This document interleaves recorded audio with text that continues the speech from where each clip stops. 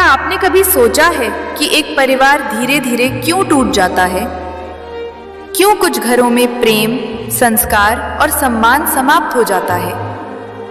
महाभारत के युद्ध भूमि में अर्जुन केवल युद्ध की बात नहीं कर रहे थे, वे भविष्य में आने वाले समाज के पतन को देख रहे थे। आज का ये श्लोक बताता है कि जब धर्म और संस्कार समाप्त होते हैं तो केवल एक व्यक्ति नहीं, पूरा परिवार और समाज प्रभावित होता है। अंत तक बने रहिए, क्योंकि यह श्लोक आज के समय पर भी उतना ही लागू होता है जितना महाभारत काल में था। आज हम देखते हैं परिवारों में कलह बढ़ रही है, माता पिता और बच्चों के बीच दूरी बढ़ रही है, संस्कारों की जगह स्वार्थ बढ़ रहा है, रिश्तों में विश्वास कम होता जा रहा है। अर्जुन इसी खतरे की ओर संकेत कर रहे हैं। वे समझते हैं कि यदि कुल के रक्षक नष्ट हो जाएंगे तो धर्म और संस्कारों को बचाने वाला कौन रहेगा?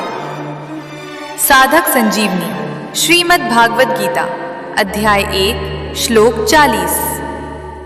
अधर्माभिभवात् कृष्ण प्रदुष्यन्ति कुलस्त्रियः, स्त्रीषु दुष्टासु वार्ष्णेय जायते वर्ण संकरः। सरल अर्थ, अर्जुन कहते हैं, हे कृष्ण, जब परिवार में धर्म समाप्त होने लगता है तब अधर्म बढ़ता है। अधर्म बढ़ने से परिवार की मर्यादाएं टूटती हैं। मर्यादाएं टूटने से आने वाली पीढ़ियां संस्कारहीन हो जाती हैं और अंत में समाज में अराजकता फैल जाती है। ये केवल महिलाओं की बात नहीं है, बल्कि पूरे परिवार की नैतिक और सांस्कृतिक व्यवस्था की बात है। ये श्लोक बहुत गहरा है। अर्जुन यहाँ युद्ध के परिणाम की चर्चा कर रहे हैं। उनका भय था कि युद्ध में हजारों परिवारों के पुरुष मारे जाएंगे। जब परिवार का नेतृत्व समाप्त होगा तब बच्चों को संस्कार कौन देगा?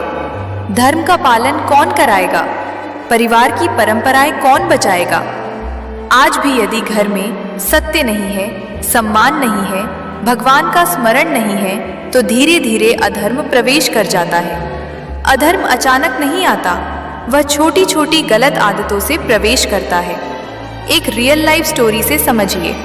एक गांव में 2 परिवार रहते थे। पहला परिवार प्रतिदिन भगवान का स्मरण करता था, दूसरा परिवार केवल धन कमाने में लगा रहता था। 20 वर्ष बाद पहले परिवार के बच्चे संस्कारी, विनम्र और सफल बने। दूसरे परिवार में झगड़े, विवाद और अलगाव बढ़ गया। गांव के बुजुर्ग ने कहा, धन की कमी परिवार को नहीं तोड़ती, संस्कारों की कमी परिवार को तोड़ती है। यही अर्जुन का संदेश है। Life lessons. इस श्लोक से हमें 5 शिक्षाएं मिलती हैं। धर्म परिवार की नींव है। बच्चों को केवल शिक्षा नहीं, संस्कार भी चाहिए। परिवार में भगवान का स्मरण आवश्यक है। अधर्म धीरे धीरे प्रवेश करता है। परिवार की रक्षा केवल धन से नहीं, धर्म से होती है। आज से 3 कार्य शुरू करें। प्रतिदिन गीता का एक श्लोक पढ़ें। परिवार के साथ 5 मिनट भजन करें। बच्चों को धर्म और नैतिकता की शिक्षा दें। देखिए घर का वातावरण कैसे बदलने लगता है।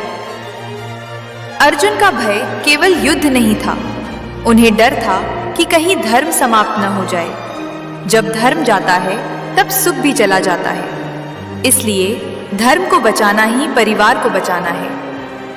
कल्पना कीजिए, यदि घर में कोई भी बड़े बुजुर्ग न हो, कोई मार्गदर्शन न हो, कोई भगवान का नाम लेने वाला न हो, तो नई पीढ़ी किस दिशा में जाएगी? यही कारण है कि हमें माता पिता का सम्मान, गुरु का सम्मान, शास्त्रों का अध्ययन, इन तीनों को जीवन का भाग बनाना चाहिए।